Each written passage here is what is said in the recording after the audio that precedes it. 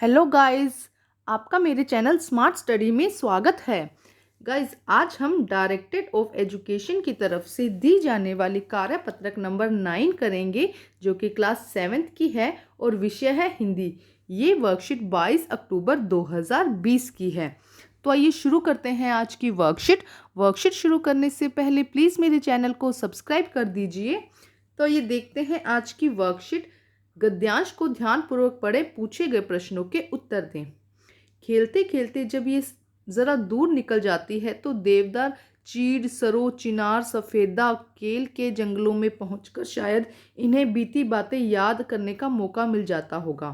कौन जाने बूढ़ा हिमालय अपनी इन नटखट बेटियों के लिए कितना सिर धुनता होगा। बड़ी बड़ी चोटियों से जाकर पूछे तो उत्तर में विराट मौन के सिवाय उनके पास और रखा ही क्या है।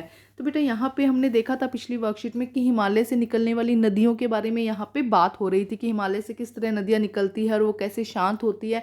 और जब वो हिमालय से निकलती है तो खूब उछलती कूदती है, लेकिन आगे मैदान में चली जाती है तो वो किस तरह शांत हो जाती है। तो उसी के बारे में यहाँ पे आगे बताया कि खेलते खेलते जब दूर निकल जाती हैं तो देवदार, चीड़, सरो, चिनार, सफेदा, केल के जंगलों में पहुंचकर शायद इन्हें अपने बीती बातें याद करने का मौका मिल जाता होगा। मतलब इतने पेड़ों के साथ ये दूर तक निकल जाती है। और बुढ़ा हिमालय जो अपनी उन्होंने नदियों को किसकी उपासना दी थी बेटा? उन्होंने नदियों को बेटियां कहा था। तो हिमालय की बेटियों के लिए कितना सिर धुनता होगा। बड़ी बड़ी चोटियों में जाकर पूछे तो उत्तर में विराट के मौन के सिवाय कुछ ना उनके पास होगा। देखिए आगे क्या कहता है। सिंधु और ब्रह्मपुत्र ये दो ऐसे नाम है जिनके सुनते ही रावी, सतलुज, व्यास, चिनाब, काबुल, कपीशा, गंगा, यमुना, सरयू, गंडक, कोसी आदि हिमालय की छोटी बड़ी सभी बेटियां आंखों के सामने नाचने लगती है। तो देखो, सिंधु और ब्रह्मपुत्र दो इतनी बड़ी नदियां हैं जिनके सामने ये बाकी नदियों के नाम दिए गए हैं बेटा। रावी, सतलुज, व्यास, ये सब क्या है? नदियों के नाम है। तो ये सब छोटी बड़ी नदियां आंखों के सामने नाचने लगती होगी। वास्तव में सिंधु और ब्रह्मपुत्र स्वयं कुछ नहीं है।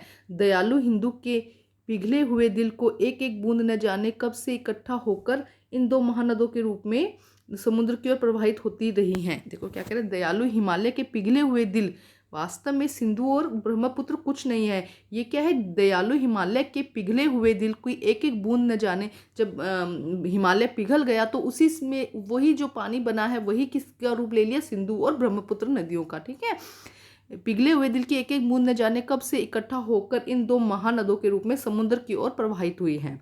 कितने सौभाग्यशाली हैं वह समुद्र जिन्हें पर्वतराज हिमालय की इन दो बेटियों का हाथ पकड़ने का श्रेय मिला। तो कह रहे कितना जिस समुद्र में ये जा रही है वो समुद्र कितने भाग्यशाली है जहाँ पे इन दोनों हिमालय की बेटियों का हाथ पकड़ने का इनको श्रेय मिला। तो बेटा आइए अब देखते हैं इसके प्रश्न उत्तर। देखिए क्या दिए गए हैं प्रश्न उत्तर। खेलते खेलते यह नदियाँ किन पेड़ों के जंगलों में पहुंच जाती है। तो देखो यहाँ पे दिखाया गया हमें किन पेड़ों के जंगलों में, बहुत अच्छे से दिखाया गया।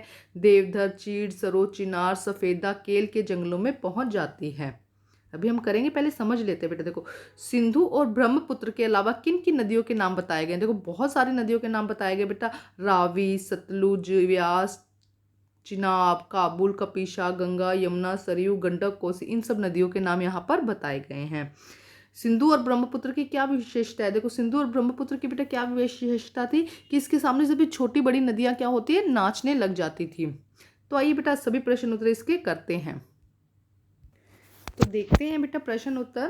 प्रश्न नंबर 1, खेलते खेलते यह नदियां किन पेड़ों के जंगलों में पहुंच जाती है। तो देखिए इसका उत्तर बेटा। खेलते खेलते यह नदियां देवदार, चीड़, सरो, चिनार, सफेदा, केल, बेटा केल कर लीजिएगा, केल के जंगलों में पहुंच जाती है। एक बार फिर देखते हैं किन जंगलों में पहुंच जाते खेलते खेलते ये नदियां। खेलते खेलते यह नदियां देवदार, चीड़, सरो, चिनार, सफेदा, केल के जंगलों में पहुंच जाती है। तो यह है प्रश्न नंबर 1 का आंसर। आइए अब नेक्स्ट देखते हैं बेटा। देखिए क्या दिया गया है।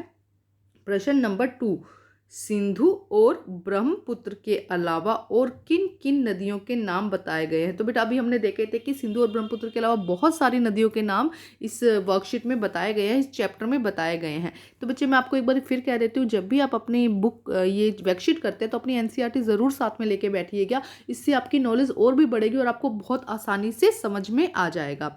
तो आइए देखते हैं इसका आंसर बेटा। देखिए क्या है इसका आंसर। आंसर नंबर 2, सिंधु और ब्रह्मपुत्र के अलावा कर दीजिएगा बेटा, अलावा रावी, सतलुज, व्यास, चिनाब, कावल, कपीशा, गंगा, यमुना, सरयू, गंडक, कोसी का नाम बताया गया है। एक बार फिर देखिए, सिंधु और ब्रह्मपुत्र के अलावा रावी, सतलुज, व्यास, चिनाब, कावल, कपीशा, गंगा, यमुना, सरयू, गंडक, कोसी आदि नदी का नाम बताया गया है। आइए देखते हैं प्रश्न नंबर 3 क्या है बेटा। प्रश्न नंबर 3, सिंधु और ब्रह्मपुत्र की क्या क्या विशेषताएं बताई गई है। तो बेटा बताया गया कि इसके सामने जितनी भी नदियां हैं वो सब क्या लगती है, छोटी लग रही थी। ये हमने देखा था ना वर्कशीट में। तो देखते हैं क्या आंसर है बेटा इसका। उत्तर नंबर 3, सिंधु और ब्रह्मपुत्र ये दो ऐसे नाम हैं जिनका नाम सुनते ही रावी, सतलुज, गंगा, बेटा गंगा कर लीजिएगा, थोड़ा थोड़ा मिस्टेक हो जाती है बेटा कई बार टाइप करते वक्त ना, गंगा, यमुना आदि हिमालय की छोटी बड़ी सभी नदियां आंखों के सामने नाचने लगती है। तो देखिए एक बार फिर से बेटा, सिंधु और ब्रह्मपुत्र ये पे सिर्फ एक आएगा बेटा।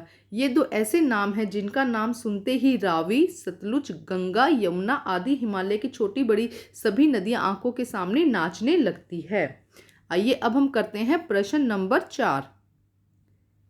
देखिए प्रश्न नंबर 4 क्या है।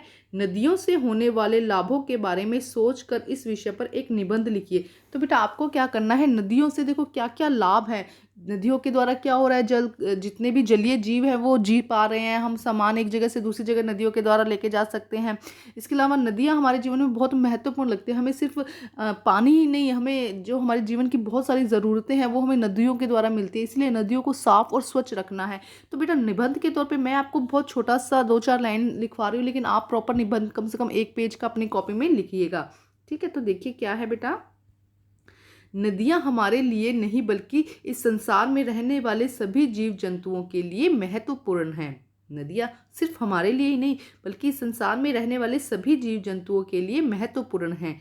नदियों के द्वारा सभी का जीवन संभव है। सिर्फ नदियों के द्वारा क्या है, जीवन संभव है हमारा। देखिए समुद्र का पानी तो खारा होता है, वो पानी तो हम पी नहीं सकते, लेकिन नदियों का पानी क्या होता है, शीतल होता है, ठंडा होता है और मीठा होता है, जिसे हम पी सकते हैं।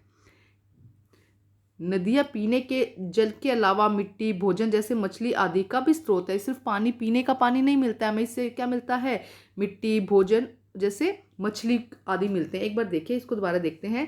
नदियाँ हमारे लिए नहीं बल्कि संसार में रहने वाले सभी जीव जंतुओं के लिए महत्वपूर्ण हैं। नदियों द्वारा सभी का जीवन संभव है। नदियाँ पीने के जल के अलावा मिट्टी, भोजन जैसे मछली आदि का स्रोत है। और भी आप लिख दीजिएगा, जल में पाए जाने वाले जीव। ठीक है, आगे देखो, आओ अब साथ मिलकर नदियों को सुंदर बनाएं। हम सब लोगों को साथ मिलकर नदियों को क्या बनाना है, सुंदर बनाना है। नदियों को बचाएं, देश में प्रगति लाएं। ठीक है, नदियों के द्वारा सामान बड़ी मात्रा में लाया और ले जाया जा सकता है। नदियों के महत्व को समझना चाहिए एवं उसे प्रदूषित नहीं करना चाहिए। तो ये बातें बेटा हम इस निबंध में लिख सकते हैं। आप थोड़ा और निबंध लिखिएगा, इसमें 2-4-5-7 लाइनें और ऐड करिएगा। मैंने सिर्फ शॉर्ट में लिखा है कि इस तरह से आप इसमें लिख सकते हैं।